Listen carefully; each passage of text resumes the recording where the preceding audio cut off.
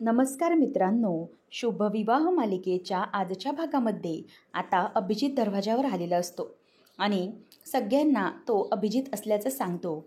मग रागिनी म्हणते की हे बघ, माझा विश्वास नाही आहे अजिबात तुझ्यावर, तू अभिजितच आहेस कशावरून? तेव्हा ती म्हणते की आई अहो खरं सांगते मी की हे अभिजितच आहेत आपले, तुम्ही असे सगळेजण का बघतायत? अभिजित आहेत ते आपले, असं पौर्णिमा सगळ्यांना म्हणत असते. त्यावेळेला मग आता अभिजित हा तिच्याकडे बघतच राहतो. ती म्हणते की मला खरंच हे काल दिसले, माझाही यावर विश्वास नव्हता की ते हेच आहेत का, परंतु मी स्वतः आज जाऊन खात्री केली, त्यांना पाहिलं तेव्हा माझ्या लक्षात आलं की हे खरंच अभिजित आहेत. मग घडलेला प्रकार ती सांगायला लागते. ते रिक्षाने आज जात असताना तिला समोरून एके ठिकाणी अभिजित असल्याचं दिसलं, म्हणून ती तिथेच रिक्षेतून उतरते आणि नंतर समोर जात असताना अभिजित तिला पळताना दिसतो, म्हणून ती त्याच्या मागे मागे जाते आणि मागे मागे गेल्यानंतर एके ठिकाणी झाडाच्या मागे तिला कोणीतरी दिसतं आणि तिच्या लक्षात येतं की इथेच कोणीतरी आहे, म्हणून ती मागे मागे जाऊन बघते तर तिथे अभिजित हा लपलेला असतो आणि म्हणूनच ती तिथे जाते आणि तिथे गेल्यानंतर तिच्या लक्षात येतं ती समोरून अभिजित असा त्याला आवाज देते आणि त्याने पाहिल्यानंतर तिला धक्काच बसतो की तो अभिजितच असतो. ती म्हणते की कोण आहेस तू? माझ्या अभिजितसारखा दिसतोस तू, असं विचारल्यावर आता तो म्हणतो की हो पौर्णिमा, तू इथे? असं बोलल्यानंतर आता ती गप्पच बसते, कारण अभिजितने तिला पौर्णिमा अशी हाक मारलेली असते आणि ओळखलेलं असतं, त्यामुळे तिला काहीच कळत नाही. ती आता त्याच्याकडे बघतच राहते. नंतर मग आता तो तिच्याकडे बघत असताना ती त्याच्या हातात हात घेऊन म्हणते की अभिजित, खरंच तुम्ही आला आहात का? पण तुम्ही कसे काय? असं म्हणून ती त्याचा हातात हात घेते. 1-2 मिनिट एकमेकांकडे दोघंजणं बघतच राहतात, कारण जे काही घडतंय पाहून अभिजित म्हणजेच बलदेवलाही धक्काच बसलेला असतो, कारण पौर्णिमा त्याच्याकडे बघतच राहते. तेव्हा मग आता अभिजित हा म्हणतो की पौर्णिमा, तेव्हा मग तिच्या डोळ्यात पाणी येतं आणि ती म्हणते की खरंच तुम्ही माझे अभिजित आहात का? त्यावेळेला मग आता दोघं एकमेकांकडे बघतात. पौर्णिमा, शेवटी तुम्हाला ओळखलंसच ना? असं आता ती म्हणते आणि मी पुन्हा आलो आहे पौर्णिमा, असं म्हणून तो आता तिच्याकडे बघायला लागतो आणि ती बिचारी रडत रडतच त्याच्या गालावरून हात फिरवत असते. हा सगळा घडलेला प्रकार पौर्णिमा घरी सांगते आणि म्हणते की खरंच विश्वास ठेवा माझ्यावर, मला पण असंच वाटलं होतं की हे अभिजित नाही आहेत, परंतु मी जेव्हा पाठलाग केलं त्यानंतर माझ्या लक्षात आलं की हे खरंच अभिजित आहेत आणि यांचाही विश्वास बसला नाही की मी तिथे कशी पोचले, परंतु आमची सुदैवाने भेट झाली आहे आणि खरंच आई बघा, मी आपल्या अभिजितला घेऊन आली आहे, त्यामुळे प्लीज सगळ्यांनी असं रिॲक्ट करू नका, त्यांचं स्वागत करा. आणि मग ती म्हणते की मानसी, अगं अशीच काय उभी आहेस, जाऊन पूजेचं तबक घेऊन ये ना मानसी, जा, असं ती सांगते. परंतु पौर्णिमाला ती म्हणते की रागिनी म्हणते, हे बघ अगं पौर्णिमा, भावनेच्या भरात येऊन काही निर्णय घेऊ नकोस, अगं हा अभिजित असेल कशावरून? अगं हा दुसरा कोणीतरी तोतया पण असू शकतो. हे बघ पौर्णिमा, असं कुठल्याही माणसाला आपण घरामध्ये घेऊन येऊ शकत नाही. अभिजित हा असेल कशावरून? आपला अभिजित कधीच गेलाय, त्याच्यावर अंत्यसंस्कार झालेत, मग हा नवीन कुठून अभिजित उभा राहिला? नक्की काय याचा विचार तू जरा केलायस का? अगं कोणालाही तू असं कसं घेऊन आलीस अभिजित म्हणून? हा माझा मुलगा आहे, याच्यावर माझा विश्वास नाही बसत आहे. तेव्हा मग आता ती त्याला म्हणते की ए जा रे, तू कोण असशील तो, उगीचच माझ्या मुलाची जागा घेण्यासाठी इथे येऊ नकोस. तेव्हा मग रागिनी म्हणते की बघ निघ इथून, चल लवकर. ती घाबरलेली असते खरं तर, की अभिजितने जर तिचं पितळ उघडं केलं आणि त्याला सगळं आठवलं तर. त्यावर आता लगेच भूमी म्हणायला लागते की हो बरोबर आहे, असं कोणालाही पौर्णिमा तू घरात घेऊन येतेस आणि आम्ही अभिजित आहे असं विश्वास ठेवून त्याला कसं काय घरात ठेवून घेणार? पौर्णिमा तू तर हद्दच केलीस आज, असं ती तिला बोलून दाखवते. आणि आकाशही म्हणतो की अरे हो पौर्णिमा, तू जरा विचार कर या सगळ्या गोष्टीचा.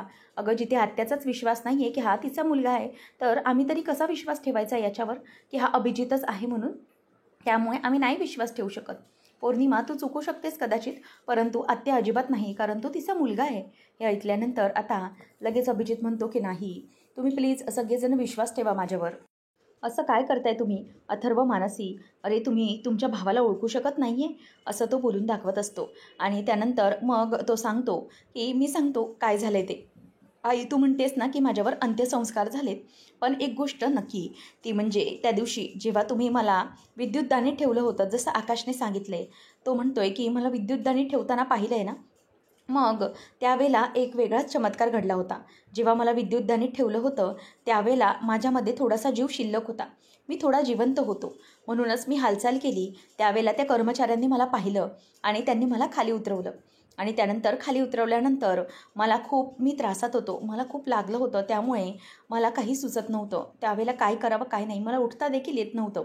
म्हणूनच मग त्यांनी त्या कर्मचाऱ्यांनी तिथल्या मला तिकडे हॉस्पिटलमध्ये ॲडमिट केलं आणि ॲडमिट केल्यानंतर काही महिने मी कोमातच होतो. मला स्वतःची काही शुद्ध नव्हती. मी कोण आहे, कुठे शुद्धीत आल्यानंतरही मला काहीच कळत नव्हतं. मी तिथे तसाच होतो, अगदी कुठला तरी पोरका माणूस म्हणून, ज्याचं कोणीही नाही आहे, असाच मी तिथे वावरत होतो. आणि त्यामुळे तिथल्या माणसांनी माझी खूप काळजी घेतली. एका गव्हर्नमेंट हॉस्पिटलमध्ये मला ॲडमिट केलं होतं, तरीही तिथे माझं चांगलं झालं सगळं. आणि त्या महिन्यानंतर मी स्वतःला आता बघू शकलो आहे आणि मला स्वतःची ओळख पटली आहे की मी अभिजित आहे म्हणून. परंतु ती लोक मला सोडायला अजिबात तयार नव्हते. ते ॲम्ब्युलन्सवाले म्हणून माझ्या पाठी लागले होते. ते सारखे सारखे असं त्यांना वाटतं आहे की मी हॉस्पिटलचाच त्यांचा रुग्ण आहे, म्हणून ते मला सारखे भरती करायला बघत होते. परंतु मी त्यांच्या तावडीतून सुटून आलो आहे आणि आता धावत धावत पौर्णिमाला दिसलो मी. रागिनी म्हणते की नाही, छे छे, तुझ्या असल्या या स्टोऱ्यांवर ना मी अजिबातच विश्वास ठेवू शकत नाही आहे. लक्षात ठेव, काही झालं तरीही मी या गोष्टी अशा विसरू शकत नाही. तेव्हा मग आता तो म्हणतो की नाही आई नाही, विश्वास ठेव माझ्यावर. अगं असं करू नका. तिथल्या कर्मचाऱ्यांनी मला नेलं, मला ॲडमिट केलं, मला कोणालाही काही कळलं नाही काय करायचं ते. मी स्वतः शुद्धीत नव्हतो तर मग काय. जोपर्यंत मला तिथून बाहेर काढलं विद्युतदानातून, तोपर्यंत तुम्ही सगळेजण घरी निघून आला होतात. मग ते कोणाला कळवणार होते. तेव्हा रागिनी म्हणते की हो तेच तर आहे ना, त्यांनी नंतर आम्हाला कळवायला हवं होतं ना ही सगळी गोष्ट. त्यांनी का नाही कळवली. त्यांनी काहीच सांगितलं नाही. याचा अर्थ हे सगळं खोटं बोलतोयस तू. तू आमचा अभिजित नाहीच आहेस. तेव्हा मग तो म्हणतो की नाही आई, अगं प्लीज माझ्यावर विश्वास ठेव. मी तुझाच अभिजित आहे. मी तुम्हा सगळ्यांचा आहे अभिजित. पौर्णिमाला माझी ओळख पटली आहे. आणखी कुठली ओळख द्यायची आहे मी. तेव्हा मग तो असं बोलत असताना तो म्हणतो की खरंच माझं अस्तित्वच नव्हतं. मला कळत नव्हतं की मी काय करायचं. त्या हॉस्पिटलमध्ये मी होतो, परंतु मला त्या दिवसांमध्ये काहीच सुधरतच नव्हतं. तर ते तुम्हाला काय सांगणार. मला स्वतःचीच ओळख त्यावेळेला पटत नव्हती. कसं स्वतःसमोर मी सिद्ध करणार स्वतःला. आणि लकीली मला पौर्णिमाने आता पाहिलं म्हणून मी असंच इकडे तिकडे फिरत होतो आणि पौर्णिमा मला पाहिलं आणि मला इथे घेऊन आली होती. माझ्या बायकोने अगदी बरोबर ओळखलं आहे मला, असं तो बोलून दाखवत असतो. रागिनी आता खूप घाबरलेली असते. ती म्हणते की हे बघ अभिजित, तू उगीचच ना काही बोलून दाखवू नकोस. तू आमचा अभिजितच नाही आहेस मुळात. मग कशाला या स्टोऱ्यांवर आम्ही विश्वास ठेवू. अजिबात नाही हां. तू हे जे बोलतोयस ते चुकीचं बोलतोयस. कुठून तरी काहीतरी अशी ढोबळ माहिती काढून आलायस आणि ती आमच्यासमोर तू सांगतोयस. त्यामुळे तुला आम्ही कधीही एक्सेप्ट करू शकणार नाही. भूमी गप्प बसलेली असते. रागिनी ही अभिजितला काही एक्सेप्ट करायलाच तयार नसते. त्यावेळेला आता अभिजित म्हणतो की आई प्लीज असं करू नकोस ना. अगं मी तुझा अभिजित आहे. तुमच्याशिवाय मी कुठे जाऊ. तुम्ही सगळेजण माझ्यासाठी आहात ना. अगं तू माझी आई आहेस. तुझ्यावर माझं खूप प्रेम आहे. तुझ्यासाठी आजपर्यंत मी जगत आलो आहे, तुला माहिती आहे ना. त्याशिवाय पौर्णिमासाठीही मी जगतो आहे. त्यामुळे प्लीज असं नको करू. तूच माझा असा अस्वीकार केलास तर कसं चालेल. आई असं करू नकोस. मला तुझ्यापासून तू दूर लोटू नकोस. अभिजितला ती म्हणते की मी कशावरून मानू की तू अभिजितच आहेस म्हणून. कोणत्या गोष्टीवर आणि कसा विश्वास ठेवू तुझ्यावर की तू अभिजितच आहेस म्हणून. त्यावेळेला आता पौर्णिमा तोंड उघडते. ती म्हणते की हे बघा आई, तुम्ही प्लीज या गोष्टीवर विश्वास ठेवा अथवा नका ठेवू, परंतु माझा आता विश्वास बसलेला आहे की हे माझे अभिजितच आहेत म्हणून. आणि अशा गोष्टींमुळे मला विश्वास बसला आहे की जे गोष्टी फक्त मी आणि अभिजितच जाणतो, बाकी कोणीही नाही. तेव्हा आता तिला फ्लॅशबॅकमध्ये आठवतं की तिने विचारलेलं असतं की पण मी तुमच्यावर कसा विश्वास ठेवू की तुम्हीच माझे अभिजित आहात म्हणून. तेव्हा मग त्यांनी सांगितलेलं असतं की पौर्णिमा, मला माहीतच होतं की तू हे गोष्टीचा स्वीकार करणार नाहीस, परंतु तुला माहिती आहे का पौर्णिमा, तू फक्त बायको म्हणून माझी ओळखू शकतेस की माझ्या उजव्या खांद्यावर एक तीळ आहे आणि ते तीळ फक्त तुला माहीत आहे आणि आईला आणि घरातल्यांनाच आपल्या माहीत आहे, बरोबर ना. त्यामुळे ह्या तिळावरून तू तर ओळखू शकतेसच ना की मी तुझा नवरा आहे म्हणून. तेव्हा आता पौर्णिमा त्याला ते दाखवायला सांगते आणि मग तो स्वतःचा उजवा खांदा दाखवतो आणि मानेजवळ दाखवून म्हणतो की हे बघ पौर्णिमा, हे माझं तीळ. तेव्हा मग ती ते तीळ बघते आणि त्याला म्हणते की हे तीळ, ह्या तर तिळाला काय हा डाग लागलेला आहे. मग तो म्हणतो हा डाग कसा काय. तेव्हा तो म्हणतो की अगं पौर्णिमा, हा डाग आता माझी या ॲम्ब्युलन्सवाल्यांबरोबर झटापट झाली ना, त्यामध्ये हे मला लागलं आहे अगं. इतक्या दिवसांमध्ये हे मला लागलं आहे. खरंच सांगतोय, या डागाच्या खाली तिळच आहे अगं, जी माझी जन्मखून आहे. तेव्हा मग ती म्हणते की नाही, मी नाही विश्वास ठेवू शकत याच्यावर, कारण ही जन्मखून आहे ना तुमची, मग ती अशी झाकली गेली आहे, मग त्याच्यावर मी कसा विश्वास ठेवायचा आहे. तेव्हा तो म्हणतो की अगं पौर्णिमा, प्लीज माझ्यावर विश्वास ठेव. बरं ठीक आहे, मग मला सांग की अभिजितलाच माहीत असेल ना की त्याच्या खांद्यावर हा असा तीळ आहे, मग कोणाला आणखी माहीत असेल. जर मी कोणी तोतया असतो तर मला हे सगळं माहीत असतं का, मला सांग. मग त्यानंतर हे म्हणाल्यानंतर घरात सगळ्यांना ती ओळख पटवून दाखवते. नंतर मग रागिनी म्हणते की काय मूर्ख मुलगी आहेस तू. अगं ही माहिती कोणीही अगदी सहजतेने मिळवू शकतं. बाकी अशी कोणती माहिती आहे ज्या गोष्टीमुळे तू असं सांगू शकतेस की हा तुझा नवरा आहे. ह्या एका गोष्टीवरून तू विश्वास ठेवलास की हा तुझा अभिजित आहे म्हणून. तेव्हा मग पौर्णिमा सांगायला लागते की नाही आई, मी एकाच गोष्टीवर विश्वास नाही ठेवला आहे. मी आणखी एक गोष्ट महत्त्वाची आहे जी फक्त आणि फक्त अभिजित आणि मीच जाणतो. बाकी कोणालाही या घरामध्ये ही गोष्ट माहीत नाही आहे. रागिनी म्हणते की काय काय ही गोष्ट. या एका तिळाच्या गोष्टीवरून मी तर मानत नाही. आणि बघ ना, याच्या खांद्यावरचं जे तीळ आहे तेही स्पष्ट दिसत नाही आहे. मग आपण या तिळावरून किंवा कशावरून नाही विश्वास ठेवू शकत की हा आपला अभिजितच आहे म्हणून. त्यावेळेला मग ती म्हणते की हो, अशी गोष्ट आहे जी आई, अभिजित आणि मलाच माहिती आहे. तेव्हा मग आता पौर्णिमा ही त्याला म्हणते की नाही अभिजित. फ्लॅशबॅकमध्ये तिला आठवतं की तिने त्याला म्हणालेली असते की मी या एकाच गोष्टीवर नाही तुमचा विश्वास ठेवू शकणार की या तिळासाठी, ते पण हे तीळ ज्याच्यावर ते तीळ नीट दिसतच नाही आहे. नाही, मी असा स्वीकारच करू शकत नाही. तेव्हा ती जात असताना अभिजित थांबवतो आणि म्हणतो की थांब पौर्णिमा, आता तुला अशी एक मी गोष्ट सांगतो ज्यावरून तुझा विश्वास बसेल की खरंच मी जे काही सांगतोय ते खरं सांगतोय आणि मीच अभिजित आहे. त्यावेळेला मग ती त्याच्याकडे बघते आणि तो म्हणतो की पौर्णिमा, आपल्या लग्नाच्या काही महिन्यानंतर तू प्रेग्नंट राहिली होतीस आणि त्यावेळेला आपल्या दोघांनाही बाळाची जबाबदारी नको होती आणि त्यासाठीच आपण एक निर्णय घेतला होता. आपण कोणालाही या बाबतीत सांगितलं नव्हतं आणि आपण तुझं अबॉर्शन करून घेतलं होतं. आणि हीच गोष्ट होती की घरात कोणालाही माहिती नव्हती. आपण कोणालाही भीतीपोटी सांगितली नाही. आजी किंवा आई या सगळ्याचा रागराग करेल आणि त्याच्यासाठीच आपण ही गोष्ट सांगितली नव्हती. बरोबर ना? आता यापेक्षा आणखी कुठली गोष्ट तू विचार कर की अभिजितला माहीत असेल. जर मला ही गोष्ट माहीत असती त्याचा अर्थ मी तुझा अभिजितच आहे ना, कारण तुला आणि मला फक्त ही गोष्ट माहिती आहे, आपण कोणालाही गोष्ट सांगितली नव्हती. असं सगळं आता इथे अभिजित समोर बोलून दाखवतो आणि या गोष्टीमुळे पौर्णिमाचा पूर्णपणे विश्वास बसतो की नाही, हा अभिजितच आहे. त्यावेळेला मग आता हे सगळं ऐकल्यानंतर आकाशलाही धक्काच बसतो. सगळेजण बघत बसतात. तेव्हा मग पौर्णिमा म्हणते की आई, आता मला सांगा की जर हे माझे अभिजित नसते, हा माझा नवरा नसता, तर त्याला ही गोष्ट माहीत असती का, सांगा मला. तर इथे फ्लॅशबॅकमध्येच अभिजित हा म्हणजेच बलदेव आठवत असतो. अभिजित जर व्हायचं असेल तर त्याची बायको किंवा त्याच्या घरातली माणसं माझ्यावर सहजासहजी कसा विश्वास ठेवतील, कसं करतील ते सगळं. माझा विचार करायला त्यांना म्हणजे असं कसं वाटेल की मीच अभिजित आहे म्हणून. तेव्हा मग भूमी म्हणते की हो, एक गोष्ट तुम्हाला करावी लागेल, त्यावरून त्यांच्या लक्षात येईल की तुम्हीच अभिजित आहात म्हणून. तेव्हा मग ती म्हणते की एक काम करावं लागेल, तुम्हाला ना अशा गोष्टी सांगायच्या लागतील की त्यावर फक्त तुम्हाला आणि पौर्णिमालाच माहीत असतील. आता एक गोष्ट त्यातली आहे ते म्हणजे की मी पौर्णिमाचे काही फाईल्स चेक करत होती, म्हणजेच अभिजितच्या रिलेटेड काही गोष्टी सापडत आहेत का ते बघत होती. त्यामध्ये मला एक पर्सनल गोष्ट आढळली, म्हणजेच तिची मॅटर्निटीची फाईल होती आपल्या पौर्णिमाची आणि त्यामध्ये पौर्णिमाने अबॉर्शन केल्याचं मेन्शन केलं होतं. ती प्रेग्नंट राहिली होती आणि तिने ती प्रेग्नन्सी टर्मिनेट केली होती. त्याचं मला फाईल सापडली होती. त्यामुळे आता ह्या गोष्टीचा आपण उपयोग करून घेऊ शकतो. त्यावेळेला मी काहीच केलं नाही कारण ते फारच पर्सनल आहे. परंतु आता मला असं वाटतं की या माहितीचा काहीतरी उपयोग करून घेऊ शकतो. त्यामुळे आता ही गोष्टच तुम्ही पौर्णिमाला सांगायची, कारण ही गोष्ट फक्त अभिजित आणि पौर्णिमा या दोघांनाच माहिती आहे, बरोबर. तेव्हा मग भूमी आता त्याच्यासमोर असा अंगठा करते आणि अगदी बरोबर चाललेलं आहे सगळं असं सांगते. मग ते सगळं बलदेवलाही आठवलेलं असतं आणि म्हणूनच ते बरोबर अगदी त्याने पौर्णिमासमोर बोलून दाखवलेलं असतं. तेव्हा मग आता रागिनी म्हणते की काय हे सगळं घडलं होतं का तेव्हा पौर्णिमा म्हणते की हो आई, आता मला सांगा की इतकी महत्त्वाची गोष्ट ही अभिजितला माहीतच असेल ना, आणि मग ही माहीत असल्यामुळे त्यांनी सांगितली. ही इतकी पर्सनल गोष्ट आम्हाला आमच्याशिवाय कोणालाही माहीत नव्हती आणि कोणालाच आम्ही भीतीपोटी सांगितलेलं नव्हतं आई, कारण लग्नाच्या काही महिन्यातच हे घडलं होतं.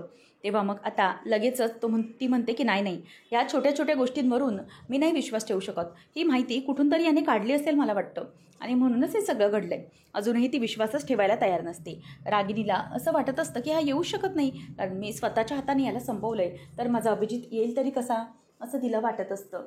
त्यावेळेला मग आता इथे रागिनी म्हणते की तू जा आधी पहिले इथून, निघ इथून. अभिजित म्हणतो की आई प्लीज माझं ऐकून घे, असं नको करू सगळं, मी तुझा मुलगा आहे, प्लीज असं मला तुझ्यापासून दूर लोटू नकोस, तुमच्याशिवाय मला कोण आहे, असं तो सांगतो. तेव्हा मग ती म्हणते की नाही, तू ना तोते आहेस, तू हे सगळं पैशासाठी करतोयस, पैशासाठी या सगळ्या गोष्टींच्या मागे लागला आहेस. तेव्हा मग तो म्हणतो की आई, जेव्हा आपल्याला आपलं आयुष्य परत मिळतं ना दैवाने, तेव्हा मात्र पैसा आणि या गोष्टी, घर, सगळं काही काडीमोल असतं गं. आणि तसंच माझं काहीसं झालं आहे, मला आता याचा काहीच मोह नाही आहे. तेव्हा मग रागिनी पुन्हा घाबरते आणि म्हणते की जा जा, तू माझा अभिजितच नाही आहेस, निघ निघ इथून, जा लवकर. तेव्हा मग ती खूप आता घाबरलेली असते आणि खरं तर तिला एकदम अटॅक येण्याचीच वेळ झालेली असते.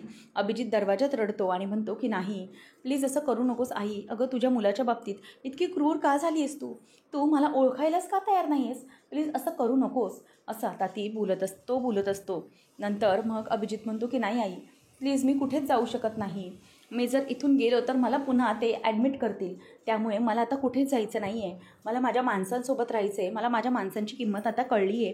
तरीही रागिनी ऐकत नसते.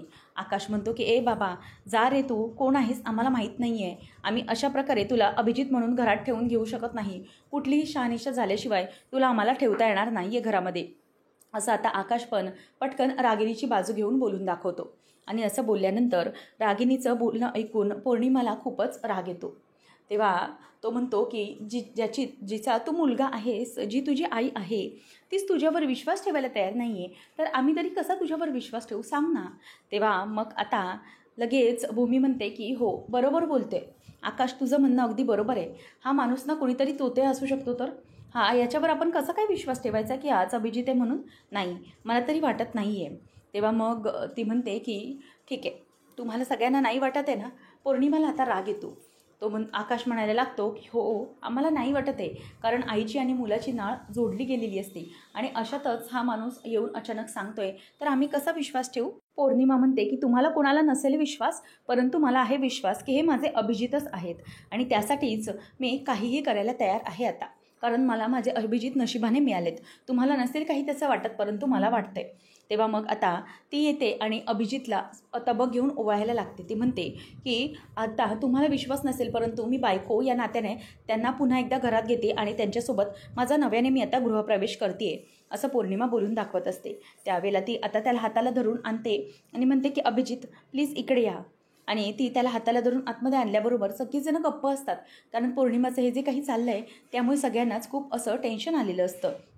ते म्हणते की आता तुम्ही या सगळ्यांना पटवून द्या आणि सगळ्यांची तोंड बंद करून टाका की तुम्हीच अभिजित आहात म्हणून.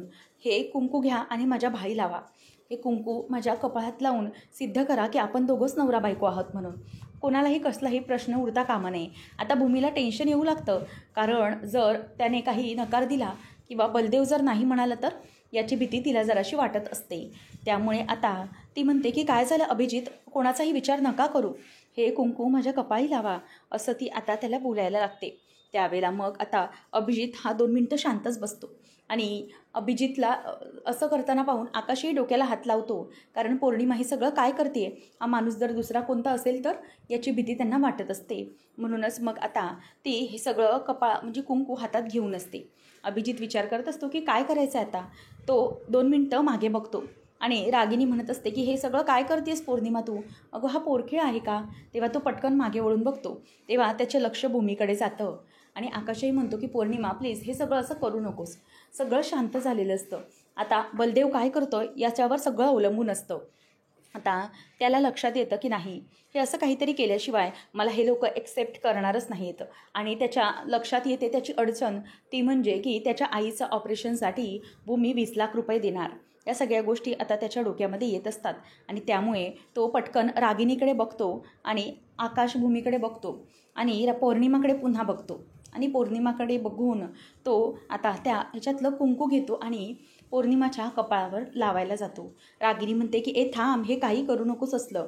तरीही आता ती रागिनी बोलत असताना पौर्णिमा ऐकत नाही आणि अभिजितला ती म्हणते की अभिजित, करा सिद्ध तुम्ही हे. तेव्हा मग आता अभिजित त्याच्या चिमटीत कुंकू घेतो आणि कुंकू ते आता पौर्णिमाच्या कपाळात सिंदूर म्हणून लावतो. आता ते लावल्यानंतर पौर्णिमा भरून पावते, कारण पुन्हा एकदा तिला सुवासिनीचा मान आता मिळालेला असतो आणि ती सुवासिन म्हणून आता जगायला पुन्हा एकदा नव्याने तयार झालेली असते. याचा तिला खूपच आनंद होतो. मग आता अभिजित हा खुश होऊन ते कुंकू तिच्या कपाळाला लावतो आणि त्यावेळेला आकाश आणि बाकीचे सगळे बघतच बसतात, कारण अजूनही कोणाचाच विश्वास बसत नसतो की हा अभिजितच आहे. आणि म्हणूनच आता सगळे त्यांच्याकडे बघतच राहिलेले असतात. पौर्णिमा म्हणते की झालाय आता तरी तुम्हा सगळ्यांना पटली आहे ना खात्री की हे माझे अभिजितच आहेत म्हणून. आता त्यांनी माझ्या कपाळाला कुंकू लावले. तुम्हाला कोणालाही नसेल झाला आनंद, परंतु मला झाला आहे, कारण माझा नवरा आता घरी परत आला आहे आणि त्यासाठीच मी आता देवाचे खूप आभार मानणार आहे. आणि अभिजित, तुम्हाला गेल्या काही महिन्यांमध्ये खूप दगदग झाली आहे आणि गेले 2 ते 3 दिवस तुम्ही नुसते धावताय.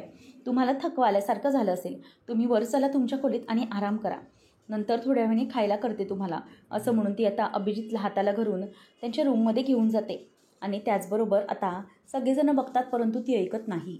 तेव्हा तो इन्शुरन्सवाला माणूस रागिनीच्या हातातून चेक परत घेतो आणि म्हणतो की हे बघा मॅडम, जर आता अभिजितच जिवंत असेल तर मग त्यांचा टर्म इन्शुरन्स आम्ही घ्यायला तुम्हाला अलाऊ करू शकत नाही. ती म्हणते की अहो असं कसं, पण हा अभिजित नाहीच आहे ना, हा कोणीतरी दुसराच आहे ना. तेव्हा मग तो म्हणतो की नाही, असं आम्ही विश्वास ठेवू शकत नाही आहे. आम्ही या सगळ्या गोष्टींची शहानिशा करू आणि त्यानंतरच मग ही अमाऊंट तुम्हाला देऊ शकू. तर अभिजित असेल तर ही अमाऊंट तुम्हाला मिळणार नाही. आता रागिनीच्या हातातोंडाशी आलेला घास बरोबर निघालेला असतो आणि भूमीने अगदी व्यवस्थितपणे तो घास हिसकावून घेतलेला असतो आणि भूमी खूपच जास्त खुश असते. आणि त्यानंतर आता भूमी विचार करायला लागते की नेमकं पुढे काय होईल. हा सगळं व्यवस्थित तर करेल ना, या गोष्टी तिच्या डोक्यात सुरू असतात. भूमीला या सगळ्याचा खूप आनंद होतो. पुढच्या भागात आपण पाहणार आहोत. आता पौर्णिमा ही खूप खुश असते. तेव्हा रागिनी तिला म्हणते की काय गं, हे सगळं काय चालवलंयस तू? अगं हा कुठला अभिजित आहे, काय त्याचा काही विचार तरी कर, हा दुसरा कोणीतरी वाटतोय मला, आणि हे कसले खेळ लावलेस तू, असं आता पौर्णिमाला ती झाप विचारत असते. त्याच वेळेला पौर्णिमा आता तिच्याकडे आनंदानेच बघत असते की आई हे अभिजितच आहेत. नंतर आकाश भूमीला म्हणतो की आम्ही सगळेजण त्याला ओळखतो. अथर्व, मी, आत्या लहानपणापासून अभिजितला ओळखतो ना, मग जर त्याची एखादी तरी अशी गोष्ट असेल त्यावरून आमच्या लक्षात येईल की तो अभिजित आहे की नाही, आम्हाला नक्कीच समजेल. असं आता आकाश बोलल्यावर भूमीला जरा टेन्शन येऊ लागतं, कारण जर त्याबद्दल काही झालं तर मग काहीतरी चुकीचं घडू शकतं. म्हणजे जर बलदेव पकडला गेला तर, अशी भीती तिला वाटत असते. नंतर रागिनी ही रूममध्ये असताना अभिजित अभिजित असा आवाज देत असते. त्यावेळेला मग तो मागे वळून बघत नाही. नंतर रागिनी त्याला म्हणते की पकडला गेलास तू अभिजित नाही आहेस माझा, तू कोणीतरी तोतिया आहेस, समजलं. असं आता रागिनी त्याला धमकी देते. त्यानंतर नेमकं पुढे काय घडणार पाहणं रंजकतेचं ठरेल. अशाच मालिकांच्या अपडेटसाठी आताच आपल्या चॅनलला सबस्क्राईब करा.